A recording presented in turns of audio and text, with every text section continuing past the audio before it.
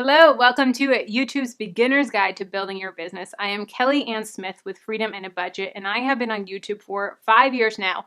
I started April of 2016, and I started just documenting my journey of paying off debt and learning how to manage my money. And over those 5 years, my YouTube journey has changed so much, and I've built a whole business out of it that I honestly didn't see. I knew that you could make money on YouTube, but I did not know that you could have a full business, all of these other things that surround a YouTube business, and it's been an amazing journey. I now make $5,000 plus a month, and I make more from YouTube than I do my day job, which is awesome. So I'm going to share everything that I've learned over these past 5 years. If you want to know if you're in the right place, I'm going to break down what I've learned, what I've messed up on, some of the things that I really wish people told me in the beginning. I had no one that I could go to that said, hey, you're doing this. What have you learned? What have you grown? How have you messed up? Can I pick your brain? I never had anyone that I could do that with. And so I want to kind of walk you through my journey. Now remember, all journeys are not linear. They may go this way, then this way, this way. You may already have a blogging business or a podcast and you want to add on YouTube, or you want to start from scratch. I'm going to walk you through and take some pieces that are going to work best for you, and it's going to be awesome. I also have a link for you guys right here. If you go to it, and it has some resources for you, some gear that I use, and all this information piled for you on my website. So go check it out right here. The starting steps to develop a profitable YouTube channel. Now, the first misconception that I always hear is you have to reach YouTube's monetization before you can make money, right? No, that is simply not the case. First, YouTube's monetization, what that entails is having 1,000 subscribers and 4,000 hours of watch time within a year period. So within a 365-day period. A lot of people think like, oh, I can't make money until they start putting ads on my channel, and then I make money from AdSense, like a couple dollars a day, and then that's it, right? No, you can start making money on YouTube from day one. You can start with affiliates. That's a huge one. Sponsorships, your own digital products, your own products that you may sell, your own courses, your own merch, whatever you have. There's other ways that you can make money from YouTube, especially if you have other avenues of your business already, which is so awesome that you want to add on a YouTube channel. I personally think that the easiest way to start making money in the beginning is affiliates. So the brands that you're already using, Amazon or whatever brands that align with your channel, obviously only brands that you know, like, and trust, that you personally use, that you would tell your best friend, that you would tell your mom, say, hey, this is a awesome product. Don't do it just because they have an affiliate or anything like that. Don't be shady about it. Now, when you do get to YouTube's monetization, one of the ways that I have been able to really grow my income, the first month that I started doing this, I actually received $100 more in ad revenue from this one little hack that I'm going to show you. So to break it up, now what you're going to do is when you are finishing a YouTube video, you want to leave them on a cliffhanger, right?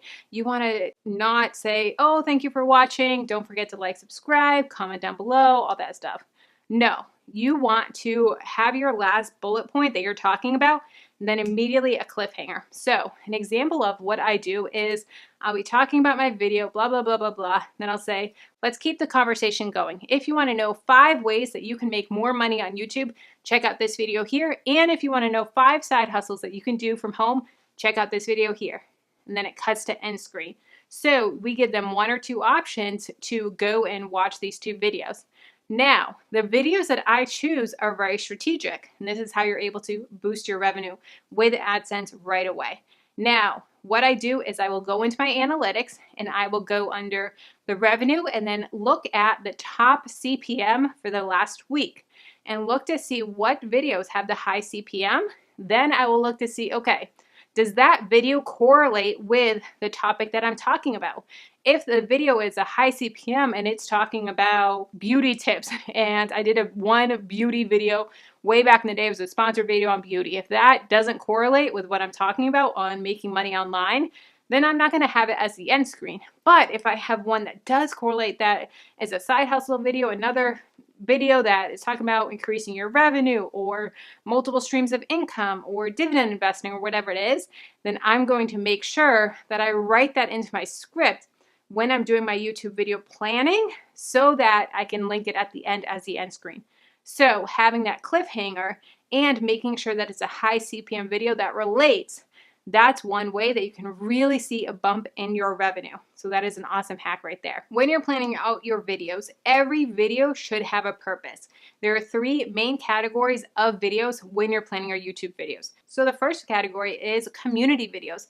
These videos are sharing your community, sharing something that's going on in your life. I personally just announced on my channel that I'm pregnant. I just had a video showing how I told my husband that I was pregnant with a Yeti cooler and having that video. Now that is simply a community video. That is not trying to sell anything. That's not trying to have a sponsorship or affiliate. It is just sharing with my community, growing that bond, growing that know, like, and trust so that they feel more connected to me. And it's not as much of just education, but they're like, hey, Kelly's my friend. I can relate to her. I cried when she talked about this, or something that is just emotional, or just community video of really having that friend-to-friend bond. That's community. Next is search. Now, search is typically evergreen. Evergreen means that it's something that is all year round, at any time that it relates. Not something that is spiked because it's in the news, a trending topic, but something that you can search anytime. Dividend investing, dividend tips, how to buy a dividend stock, how to make money online. Those are all search topics. When you're writing these search topics, you want to make sure that you are having the search in the first 30 seconds of the video, that you're actually talking and saying, today we are talking about how to buy a dividend stock. I'm going to show you step by step on screen on my phone how I buy a dividend stock, so that by the end of this video, you feel confident in buying dividend stocks. You know what to look for when you're purchasing your own dividend stock. See how I said dividend stock like 6 times within the first 30 seconds? That way, the YouTube algorithm, the AI, they know that you're talking about dividend stocks. And then you put it in the title. Then you put it in the description, then you put it in the tags.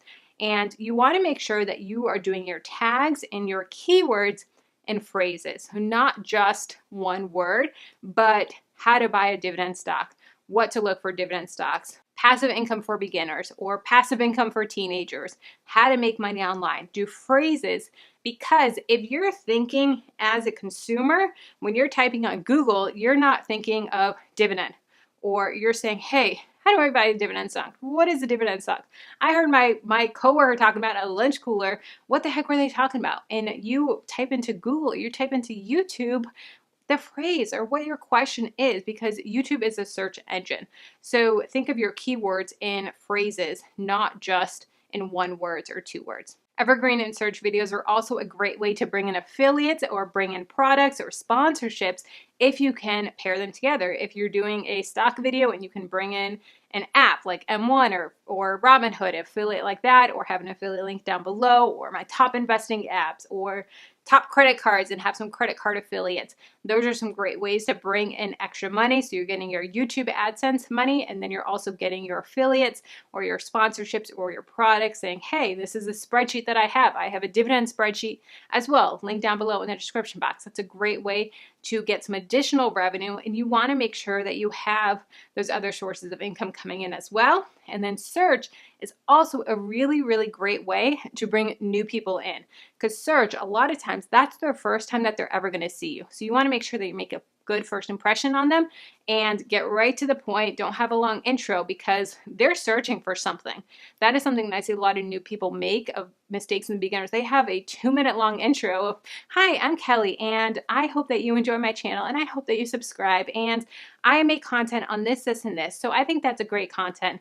No, they're searching for something. They want to get right to the point. How many times have you looked at a video on how to fix something, and you look for the shortest video, or you look for something that is right to the point? They have a long intro. You are just skipping it. Look, my toilet is broken. I need to learn how to fix my toilet because I got company coming in an hour. You want something that's right to the point. You have to think of search in context as a consumer, of saying, hey, we want right to the point. We want this product right now, this content right now, so I learn what I need to learn. This is a really, really great opportunity, especially at the end, to point them to the other videos like I just talked about, so that you can loop them in. You can get their attention and keep on getting them to watch, especially if you're doing related content. The third type of video is a sales video. Do you have a specific product that you're trying to sell, a specific sponsorship or affiliate or course that you're trying to sell, and you make a video specific to sell that product? That is totally fine. You don't have to feel like a scammy salesperson, but hey, we make free content on the internet for people, and sometimes we have amazing products to sell. We have amazing courses to sell, or we have affiliates that we want to promote as well, and video is an awesome way to do it. So there's scammy ways, not scammy ways. You just want to be genuine, you want to be authentic, and you want to really show the value that you're bringing, the value that the product has, whether it's a course, affiliate, whatever it is, but really show, hey, this is an awesome product and this is a great way to bring people in. So there is community videos, there's search videos, which are often evergreen, and then sales videos as well. Next is, how do you use YouTube to build a business? And I think back to my 5 years on YouTube. And like I said in the beginning, I did not plan on having my YouTube channel be a business. I knew I could make money. I knew I thought of it as a side hustle, but never a full-blown business. So what I did and how I started is I started my YouTube channel. Then I actually went to FinCon 19 in Orlando, and everyone was like, oh, what's your website? How long have you had your website? Who do you host with? All this stuff. And I was like, I don't have a website. They're like, okay, you need a website. So I sent my husband a message. By the time that I left Orlando, my website was pretty much built. He is amazing and built me a website. So I have a website then, and I host what I can sell, my digital products. I blog posts, affiliate sponsorships, all of that on my website. Then I started selling courses and creating digital courses and having that as another income stream that I'm able to use YouTube to funnel to those people. Then I have products like digital downloads and different things like that. Then I have sponsorships. Then I have coaching, because people are like, hey, let me learn from you. How did you do this? Let me just pick your brain. And I'm sorry, but I don't have time for just people to say, hey, let me pick your brain. Now I say, okay, here's my calendar. Here's my link to book a time. And I just simply share what they want to know. I'm an open book in those, but I'm able to make money through coaching. So there's so many different avenues that you can build onto your YouTube channel and use YouTube to drive traffic to those other sources. So YouTube is an amazing, amazing funnel that you can use to make all of this other revenue through all of these other things, and have YouTube as your foundation or your base, or maybe your blog as your base, or your podcast. With a lot of videos that I have my video, and then I also say, hey, check out the blog post. I go into more detail down below. Next thing with having your YouTube channel become a brand and become a business is creating your brand and creating the image that you want to have on your YouTube channel and what you want that to portray. There's so many people that will start on YouTube and just start throwing up content, throwing up all this stuff, and not thinking of it as a business. And from day one, you need to think of it as a business. You need to look at your branding, your thumbnail branding. You need to look at it as, what I say represents my brand. What I go and watch other videos and comment, that represents my brand. There's so many times where I get the nasty comments and just really terrible comments, and then I'll look at their channel. They have a full YouTube channel, and I'm like, that really does not look good for you and your business and the type of image you're trying to portray. So make sure that you're aware of your brand in all aspects, even when you're watching videos that are outside of your niche, because it still represents you and it can still be traced back to you. So just be aware of your brand image when you are creating it and when you're working in it and when you're doing videos of any sort. Next is, who are you partnering with? Are you partnering with other brands? Are you getting sponsorships that don't align? Yes, in the beginning, you are going to get countless emails of all sorts of brands that want to work with you. And it's exciting. It's so exciting in the beginning, but make sure that they align. Make sure that they're brands that you believe in. And I've gotten some really shady ones in the past, and I will not work with them, even if they pay me really, really well. I want to represent my brand, and I care about my audience. I don't want to ruin my relationship with my audience by recommending crappy brands. And they're like, she is just in it for the money. And I see so many celebrities that will talk about this and this and this, and people comment being like, does she really like that product? Or is she just doing it for the money? Does she really care? You want to be authentic. You want your audience to trust you. And that's also going to be more desirable for brands of saying, hey, I have a really loyal audience. When I promote something, they buy it and they listen and they really want my advice. So be careful about the brands that you accept, the partnerships that you accept, affiliates, sponsorships, all of that, because it really reflects you and your business. Next, look at the industry. What is something that you want to see different in the industry? What is something that you want to see talked about, that's not, that other people are afraid to talk about. Be bold, be different. Say, hey, other people are tiptoeing about this topic and they're not talking about it. It's important. We need to talk about it. And I'm going to be that person that talks about it. Or saying, hey, this is something that I'm really passionate about and I want to share this aspect of my journey. Some people, they are afraid to share, but I want to be true to you guys. I want to share this aspect of my journey and look for what the gaps are. What are people not talking about in your industry, in your niche, and be that and say, hey, I want to stand out in this way. There's room for everyone. Don't be afraid that there's not room for you. Trust me, there's room for everyone. There's so many times where I've seen other people do a video, or there's hundreds of thousands of people that when I search a topic and I look at the analytics of all the different people that have done it, and I'm like, well, what's the point of me doing it? Do you know how many times when I do that video that I'm like, what's the point? I get emails, I get comments, I say, Kelly, you explained that in a way that no one else could get through to me. That every time I heard people talk about it, it just went way over my head. When you explained it, it clicked. Those are the best comments, the best emails that you could ever get. They are amazing. And when you can reach that one person, it's so empowering. It's so amazing when you don't want to film, you don't want to edit, you don't want to do whatever it is. You're like, I'm tired. Then you think back to those comments, and that's what gets you through. Create a loyal following. Be authentic. Be yourself. Be creative. Get your creative juices flowing, and don't be afraid to be yourself. Don't be afraid that you have to be so polished when you're doing videos and you can't make jokes or laugh at yourself. There's times where I'm filming and I'm like, Kelly, you are an idiot. I cannot believe you said that. And I'll leave that in. Or I'll have times where my cat's running across, my cat's knocking over things, and I just leave it in. It's part of me. It's part of real life, what's going on. And be you. Be authentic. So many people are going to relate to that, and they don't want that super polished. They want a real person. That's what YouTube is. YouTube is that connection between you and your audience and the real life personalities and connections that we can have with each other. Learn what your audience likes. If you have a video that takes off and goes viral for you, now viral may be 1,000 views compared to the 100 views that you normally get. A viral video may be 10,000 views or 100,000 views or 1,000,000 views. Whatever viral is to you and your audience and your size, if you have a viral video, make another one. If you have a bestseller, make a sequel and say, okay, this is what my audience really liked. I'm going to make another one and see if they like that as well. And maybe you may pivot. You may say, hey, this is what my audience likes. This is what they want. I need to pivot my whole channel, and this is what I'm going to talk about now. Saying, hey, all right, this is what you guys want. This is what I'm going to give you.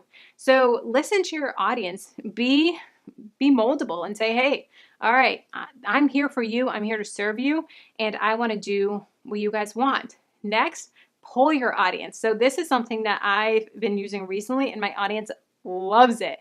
So what I'll do is I have, let's say, 2 videos coming out this week. I have a Monday video and a Thursday video.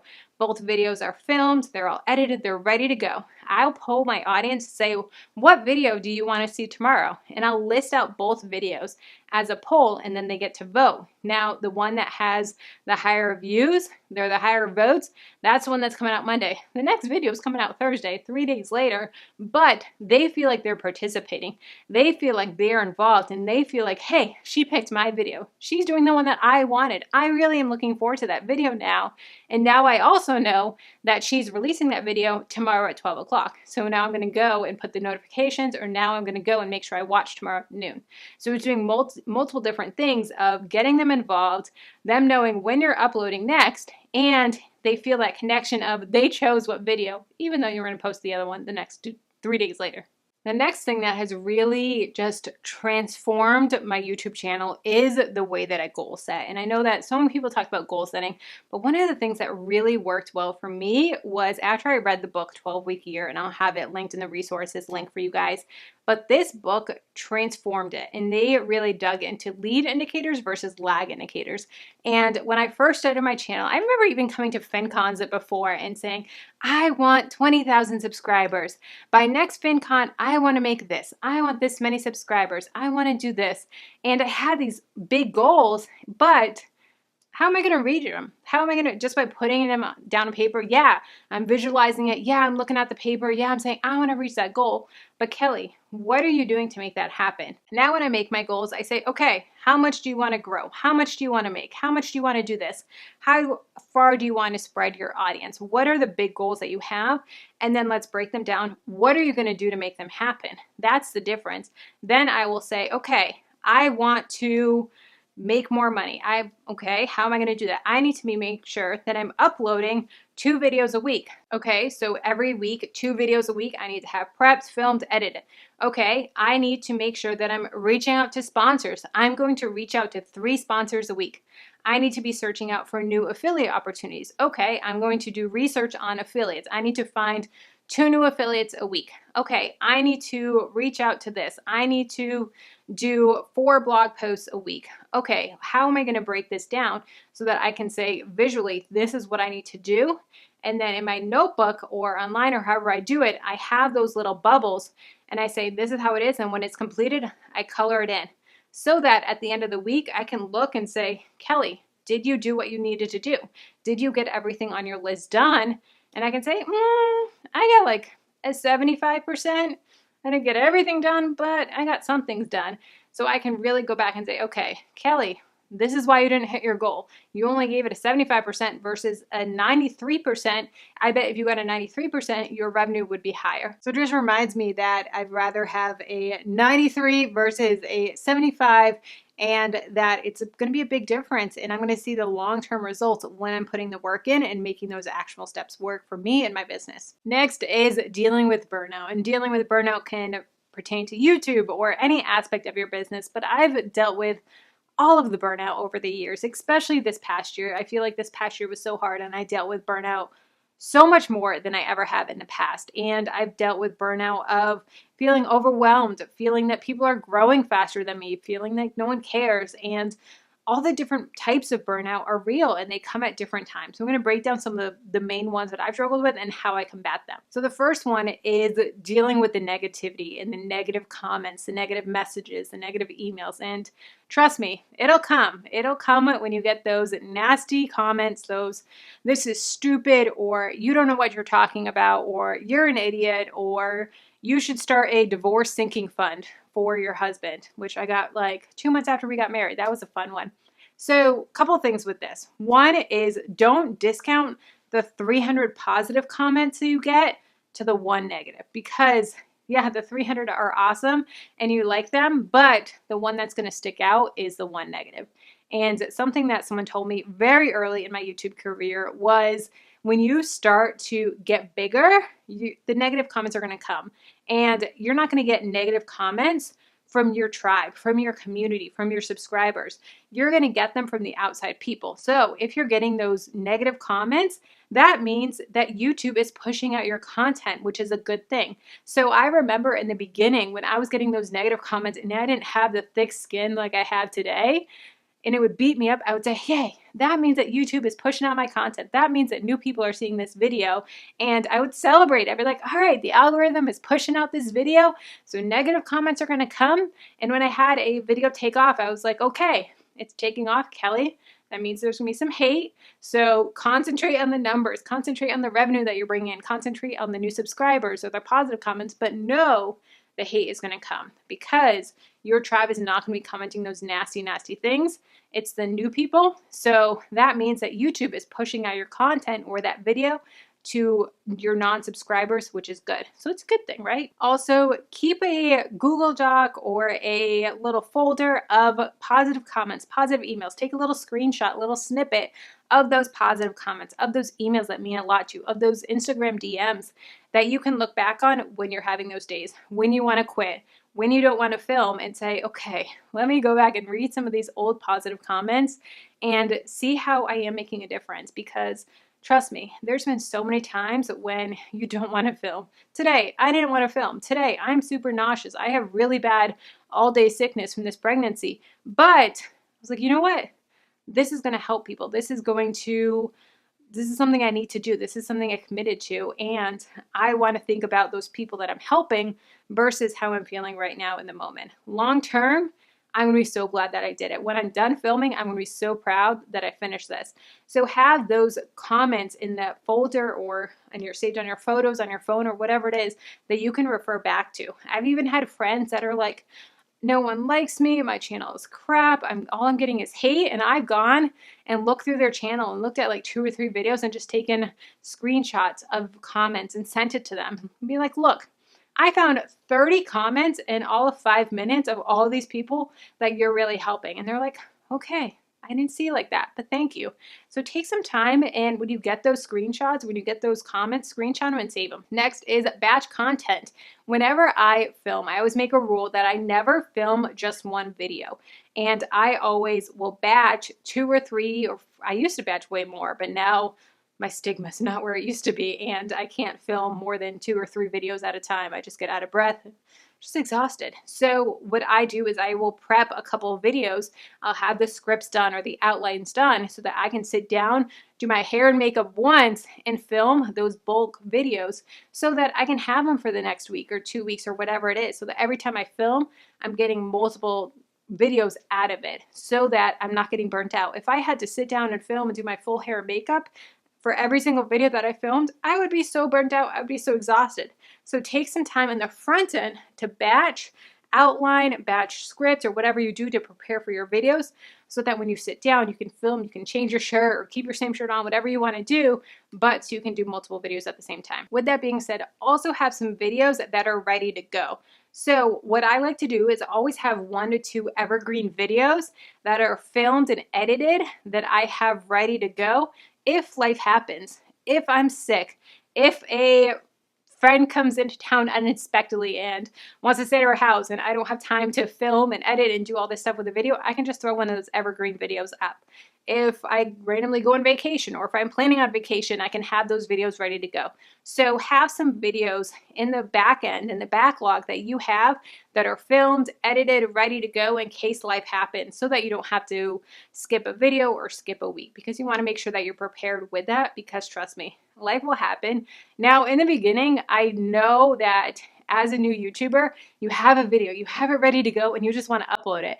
And I have some friends that in the beginning we would talk and they would have their filming schedule and be like, all right, I'm uploading on Mondays and Fridays. And they would be like, it's Tuesday, I want to release Friday's video now. It's ready to go. It's just staring at me. It's uploaded, it's scheduled, it's ready to go on YouTube. I just want to hit publish right now.